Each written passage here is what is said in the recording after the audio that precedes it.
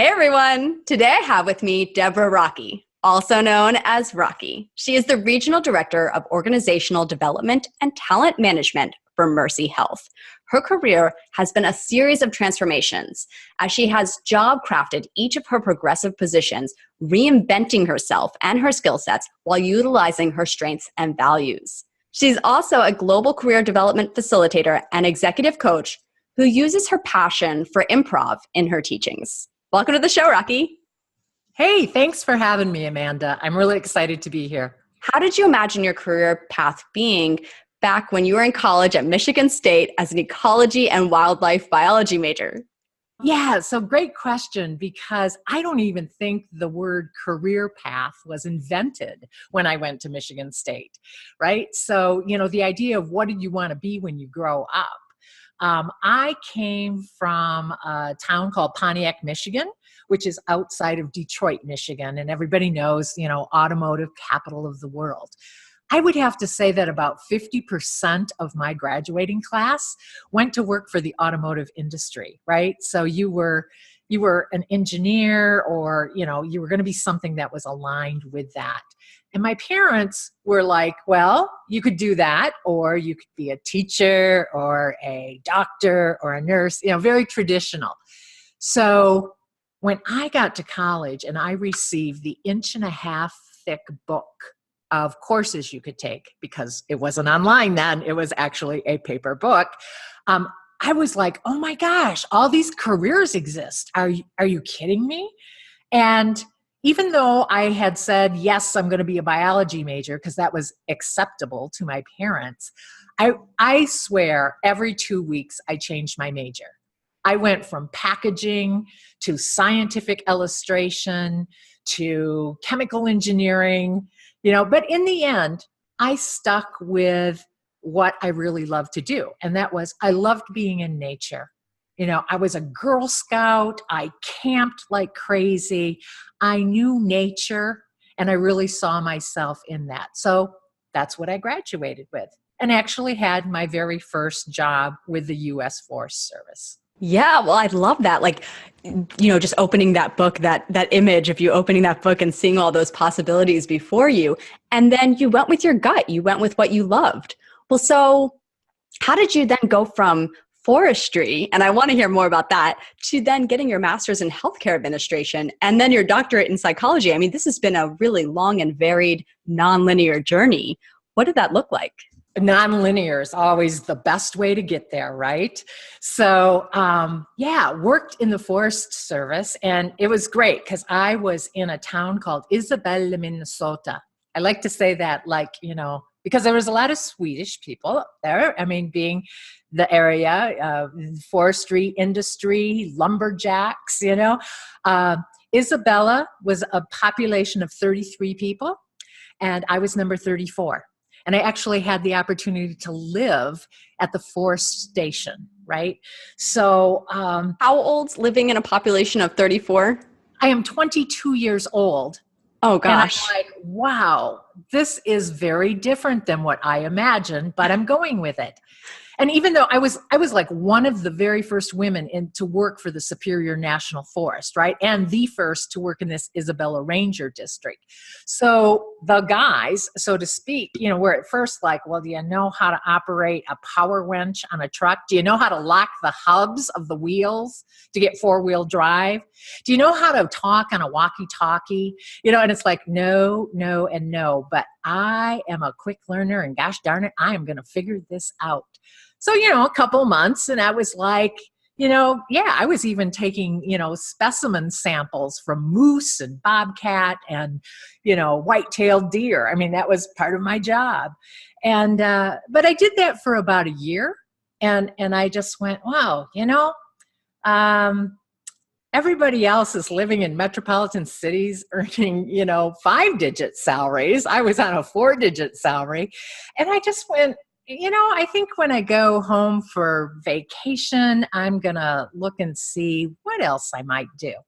Fortunately, I had taken a lot of programming classes because I would build population models in my undergraduate.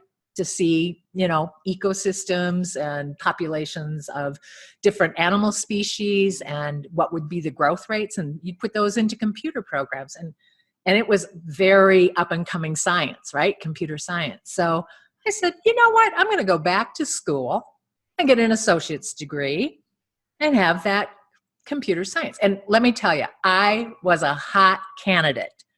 I was a woman. I had a 4-year degree and I knew computer programming. I had job offers of the yin yang. And it was so cool, to be in that spot. So, I did this major switch from nature and ecosystems to more of a data virtual ecosystem, right? I'm working in systems still, but now I'm working with data and information. Yeah, I love how you find that thread. There's always the thread with the nonlinear, but you can only see it when you look back. Exactly. And then it unravels and you can follow it through, but you never know where it's going when you take it forward. Well, so how did you have the courage to make that change? Because that's a pretty big change. How did you say no to this initial forestry opportunity that you were so excited about? Yeah. Well, I've never regretted. It's always been such a foundational and forward. And in fact, every single position and job I've had, it's never like, oh, I am leaving this. I am done with this because I've done it and now I'm moving. No, I am building upon it. So I don't feel like I ever left forestry or wildlife biology or ecology. I have simply built on it. And I'll tell you, even today in what I do, I still have ecosystems thinking, right? I still look at very big picture stuff. So it's always about building on what you have and taking that to the next level and seeing where you can go with it. So every experience builds upon the next. Well, so let's fast forward to today. What is a day in your life like as a regional director of organizational development at Mercy Health? For all of those out there who are like, I want a profession in healthcare, what does it look like? I mean, you're at the top. You made it. I mean, you got the degrees, you worked your way there. What do you do on a daily basis? What does it actually look like? So I'm saying this with a really big smile on my face because, I did take a major flip and went from data and information. And there was a point in my life where I went, I really like working with people more than I do data. There's something so fascinating about human beings, right? And then I found it really satisfied my insatiable curiosity and my need for learning. I mean, those are just two things that's how I'm wired.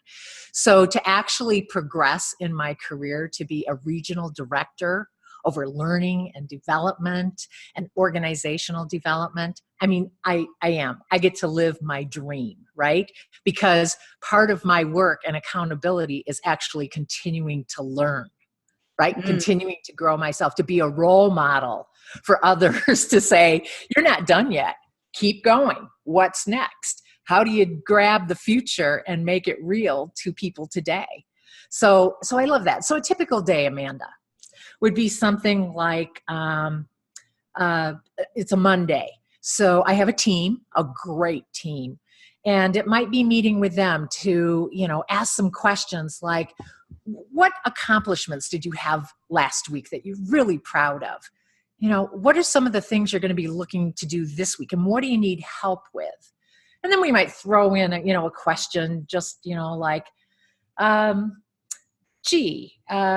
this is all about spring coming up and spring cleaning. What do you do to spring clean? And we just, every week we ask ourselves some wild, crazy question just to get to better know ourselves.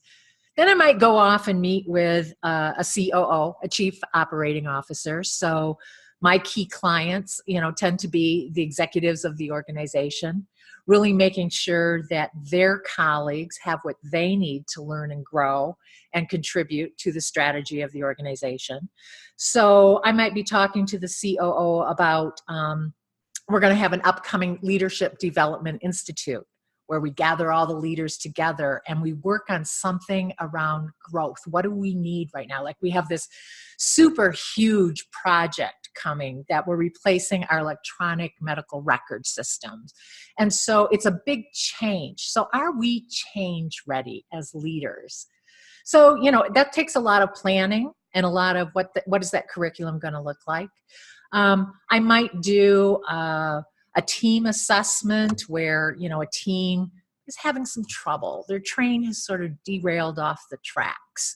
Maybe they need some help in understanding and appreciating each other's personality styles. Maybe they need some communication help. So I love that fancy way of saying this team is not getting along. Exactly. Not appreciating each other's personalities. That's what I'm going to use from now on when I'm not getting along with someone. Well, and I am such a creature of habit when it comes to stuff like that. Maybe it's just political acumen, but I find phrasing things in positivity always moves it forward in the right direction. I mean, you can choose to look at what the problem is, but I'd rather position it in what is the future we're working towards, So I have a habit of doing that. Yeah. Well, it goes back to, on a daily basis, you're doing some really high level, big thinking, because this isn't just a small organization. This is Mercy Health. How many people will be affected by these changes? What is the big number here that you are helping to make a difference for? Yeah, so Mercy Health is about 9,000 colleagues all total. So that's, colleagues at every level, including our providers, our physicians, our physician assistants, nursing is huge. That's probably 80% of our workforce. And when it comes to talking about 9,000 people all working synergistically, it's like, do they have what they need? Do they understand the values of the organization? Are they connected to them? Do they see themselves in the organization and how they individually contribute to where we're going strategically, and how are we sustaining the mission, the original 125-year-old mission of our organization? So it's sweet stuff. I'd have to say that working in learning and development is probably one of the most noble things I think you can do. It so honors history and it so values the future. It's that ability to be in past and present simultaneously, and future, and just really, really embracing the people who are going to take you on that journey. That's so cool. I feel like it's kind of one of those professions that you don't necessarily know that you are going for. But when you realize what it is that you're passionate about, for you, it was helping people, it was continuous learning, and you're able to connect what you're passionate about, your strengths, this positive thinking that you have, your ability to see ecosystems and organized systems and see that bigger picture. When you're able to combine those elements, it really comes together to the role that you're in today. How would you tell someone who's younger or starting out in their profession that this may be an opportunity for them? How could they identify that? So you mentioned I do improvisation, right? And so I am asked a lot by our colleges and our universities and different community agencies to come in and work with their colleagues about, growth mindset, being agile, being comfortable with uncertainty, going through change, because these are all things that improv can do. It helps build that muscle of, I have no idea what's going to happen next or what I'm going to say, but I'm comfortable with that because I know some basic principles around improv. And if I fail, I'm comfortable with that too. So improv is a great tool set that just allows you to really explore and be okay. Wherever you are is absolutely perfect, So and if you don't feel like it's okay, go take an improv class. Because if that wasn't a pitch for an improv class, I don't know what is. Ditto.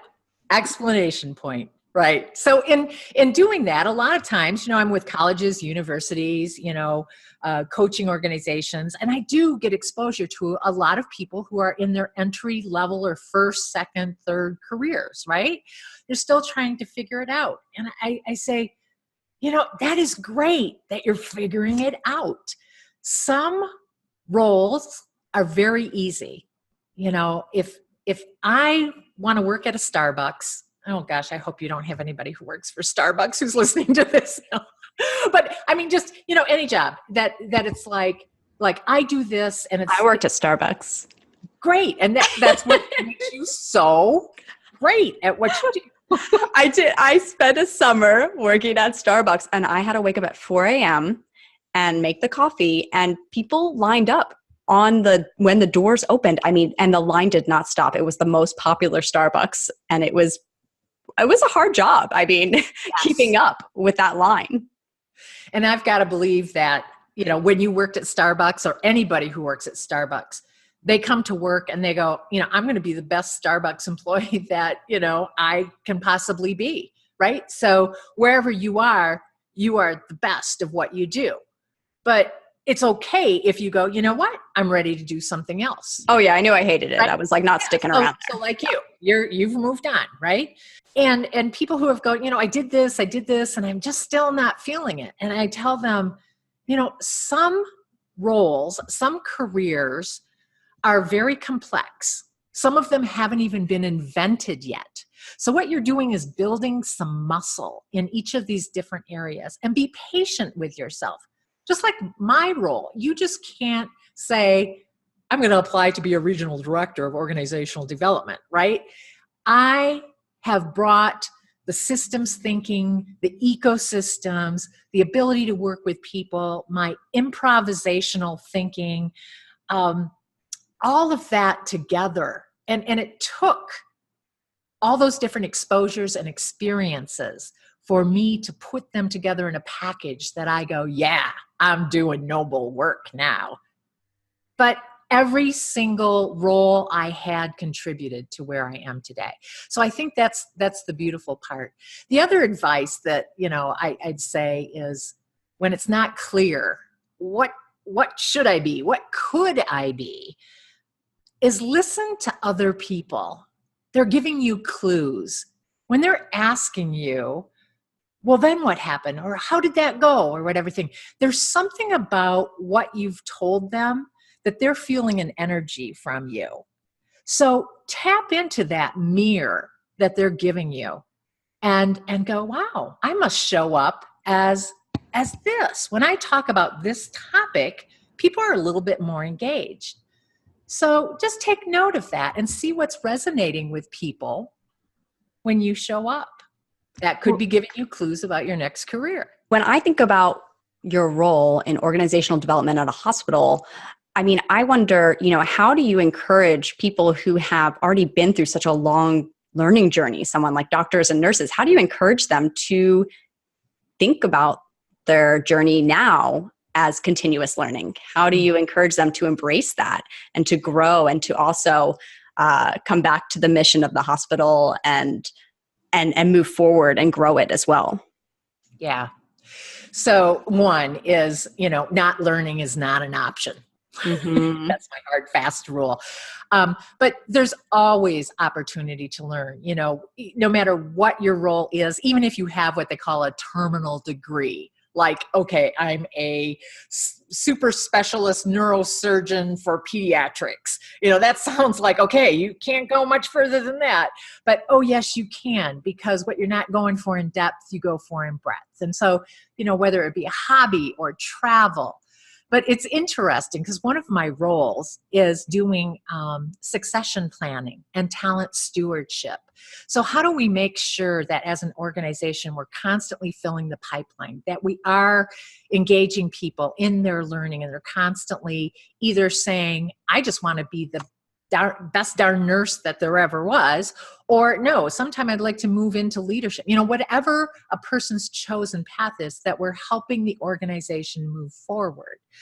So a lot of times, it's like, oh, this person has a terminal degree, or this person is, we can't teach them anything more. And, they're going to retire in 2 or 3 years. Let's cross them off the list for succession planning. And it's like, no. This is exactly where we need them, because they are wonderful coaches and mentors, and they have so much to share with younger generations or people who are seeking to learn in that area. Let's teach them how to be better coaches, better mentors. Let's keep that ecosystem alive and buzzing. I think that a lot of young people think it's just, it's graduate with a certain degree, get the job, and just move up in that job, or and that's kind of it. It's they're not seeing the journey part of it, and that it is continuous learning and growing. And yeah, after you have reached the highest level, it's becoming the coach and mentor, and always being able to think bigger than yourself in this moment. It's one thing to be really, really good at what you do and to be able to serve people. I mean, that's excellent. But when you're taking your knowledge and you're sharing it and you're able to apply it and share that with other people who can then do as good as you, if not even feed you back with some new enhanced ideas, that's when you're really living your career. When you see that feedback loop come back at you. That's good stuff. Yeah, like that feeling when you get like that email from someone who's like, that really helped me. And you know it made an impact. Well, so I want to touch back on the medical improv because that's such an interesting fit. I mean, improv and the medical world. What inspired you to learn and teach medical improv? I think I'd have to first address the question, what inspired me to do improv? Okay. Because then it was an extension of that. So it was actually strange. I did a little bit of community theater when I was here in the west side of Michigan. And I had an opportunity to move to our system office and do some headquarter work there. And in making that move, where over here in West Michigan, we have a mecca of community theater. We've got like 7 or 8 really rich community theater venues. So I went over to the Detroit area, Southeast Michigan, and it was like, okay, there's theater here, but it's professional theater. Like I have to be, Screen Actors Guild. I have to be, being paid for my work. Or I could do community theater, but the theater venues were like black boxes, 50 to 100, audience. Where here in West Michigan, I learned theater in old majestic theater called the Grand Rapids Civic Theater. It seats 750 patrons. So that's like off Broadway. I mean, that's pretty good. So that's what I learned on. And I was really bummed because I was moving to a new geographic area and I was like, where am I going to do theater at? I mean, there's some, but it's not like it was. And then I remembered that there was a second city in the Detroit area, and I sought it out, and I went and I started and I took every class they ever had. And improv to me was, that was 15 years ago. I am still friends with the people that I took my initial improv classes. Just that bonding of teaching me how to be open and vulnerable and really put myself in a learning state. So obviously I was addicted to improv, and I've just sort of continued on that. I found a fabulous organization called the Applied Improvisation Network, which was all professionals who do improv. They're either teaching or consulting or social workers, but they're applying improvisational technique to real issues of the day and real learning opportunities. And every year, we come together. Either it's in the United States on an off year, it's some country other than the United States. And that has been so fulfilling. When I was at Applied Improvisation Network in Oxford, so we actually went to England and we were in the land of Harry Potter. And I learned about, medical improv from one of my peers there. And so went to Northwestern University because working in healthcare, I went, wow, this is a great nut to crack, And to be in this medical improv class, they only took 2 types of students. Either you were a physician or a provider, or you were an improviser.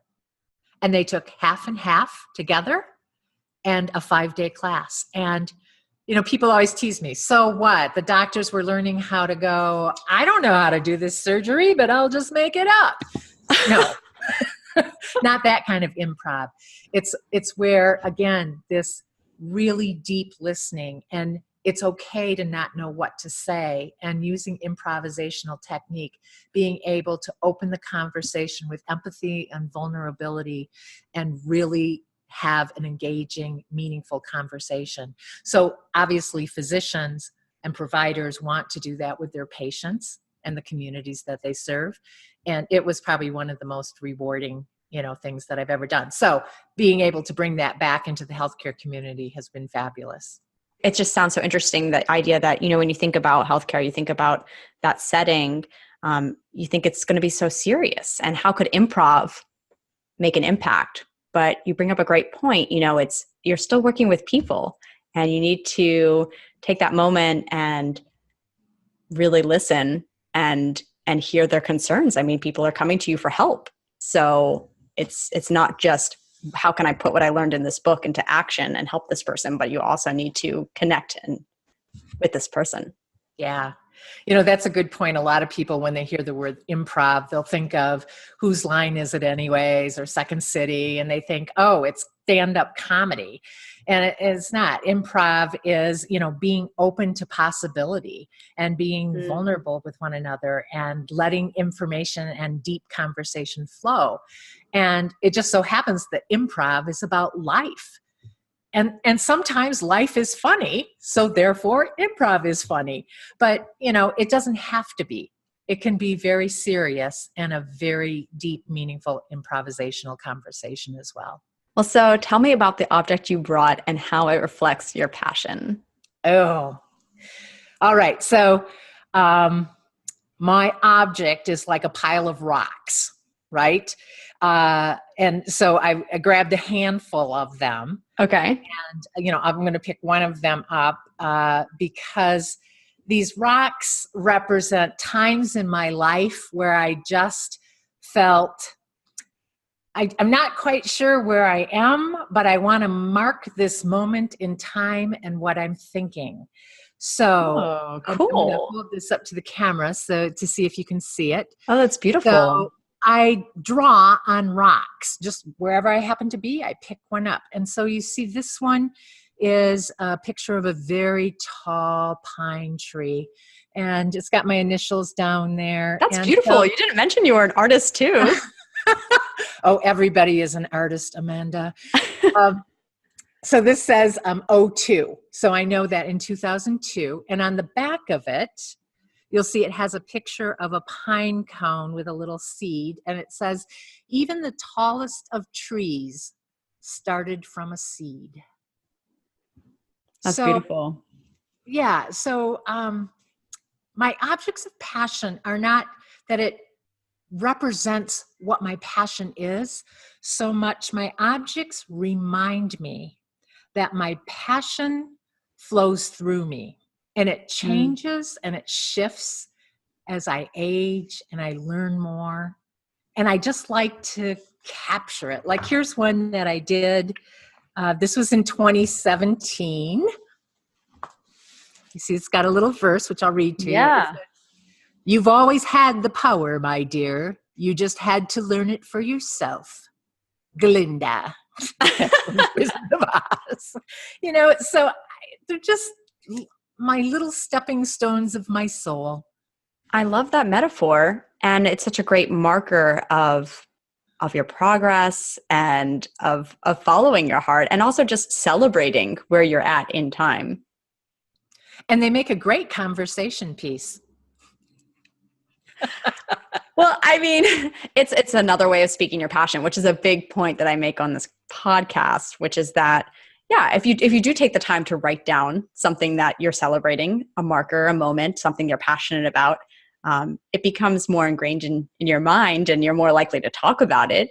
And then when you speak your passion, doors open. You find that you invite those conversations, those types of people into your life, those opportunities, and things come your way. It's the law of attraction, really. Oh, it is. I'm so glad you said that, because, thinking about it and just consternating on it internally, just, what good does that do? You ruminate on it, but put it out there in the universe. It's an idea. You gave birth to it. Put it out there. See how people respond to it. Again, it gives you clues. It gives you feedback. It feeds your ecosystem.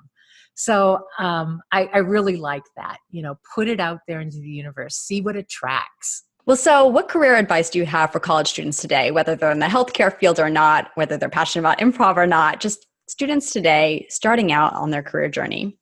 I'd love to say something so esoteric like, you are the only one in the universe who can bring your gifts, you know, but it's true.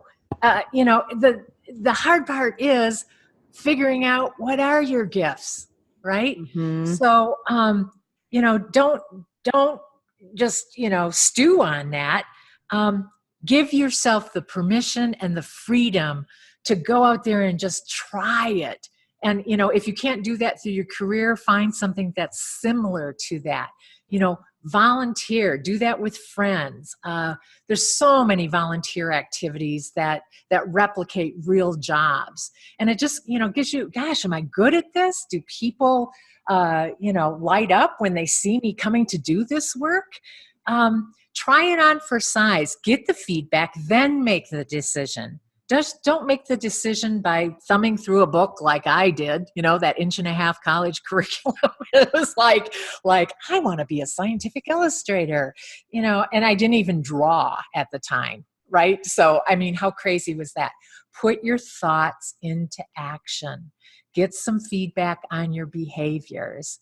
It will just pay for itself any time you expend in that. I know this is, I don't know who said this, but I just love the thought, that before you were born, you knew exactly what you were meant to be. And when you fell from the heavens, you forgot all of that. And so your one role in life is to figure that out. What was it that you once knew? Figure it out. Get it back. And the way you do that is by interacting with people. They will help you. And I love when you mentioned that feedback. I think some of it is just the experience too of sharing something that you're doing. Does it make you light up? Like when you talk about it, how do you feel when you're talking about it? If you talk to me about my experience at Starbucks, I would tell you about, oh, well, it was fun. Like there was this moment where we made our own drinks and like, that was kind of fun. I love like the creative element of that experience. And it was making up our own drinks. It wasn't even following the proper drink protocol, right? Such entrepreneurship right there, entrepreneurship mentality. And then, the parts that I hated was being told to clean out like the crumbs in the pastry case, like kind of like the repetitive stuff. And of course, in any career, there's going to be those parts of the job, right? And that was a learning lesson at the very beginning of my career journey. But what parts made me light up? And I went and followed that, the ability to create something new. Yeah. Yeah, that's perfect. Just getting a read of your energy and the importance of just checking in with yourself, every day, every week, some routine where you're just going, where am I at now? Did that really excite me? Do I feel charged at the end of the day? Or am I totally drained? And walk it backwards. That's your advice. And it was great. It was great. Well, I really love what you're doing with the rocks. And I want to encourage everyone listening today to find your version of Rocky's Rocks, because I want you to celebrate those moments of growth and celebrate those cornerstone moments in your life. That way you can take that time to set aside and reflect upon that moment and see what it means to you, see if it sparks something, see if it helps you take that next step. But oftentimes we forget to celebrate, right? You gave a great presentation, or, let's say you were volunteering to put on this event and the event happened. Mark that moment. Take a moment, write it down, whether it's on a rock or in your journal or on your blog, or capturing a video of yourself talking about just how it felt to make it happen in that moment. And I think that will start leading you on your path in that next direction, because you'll have that reflection moment and you'll be able to say, this is what I really loved from this. This is what I took from it. This is how I shined. This is what lit me up. And it's a really great way to determine what you're passionate about. And I think, anyone who heeds that advice and takes the opportunity to check in and just mark that and celebrate that. It could be something as simple as, I got out of bed this morning and I tied my shoes really nicely. Whatever it is, because it marks a place in your life which is so precious. And so that opportunity to then look back and just be in amazement of your growth and where you are now compared to where you were. You know, if it's not up, it might be sideways. And that is really cool because we grow in so many different directions. And up isn't always the answer. Sometimes it's taking a step or two or 5,000 sideways.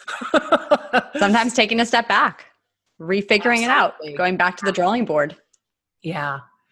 It's great. I've certainly enjoyed my journey. And, you know, the only way I would have gotten there is by saying yes, to opportunity that comes. So thank you so much for coming on the show. And thank you everyone for listening. I really appreciate that you are letting us help you on your career journey. And I hope that you feel inspired by the podcast. And if you do, please be sure to download it and leave a review. That helps it become more noticeable and it helps it get shared more. I told you at the end. I think that I trip up. It's about 9,000 colleagues of Mercy Health. Yeah. Oh my God, that would be amazing. Yeah. Yeah. No, I don't know if we're still on, but we can edit this.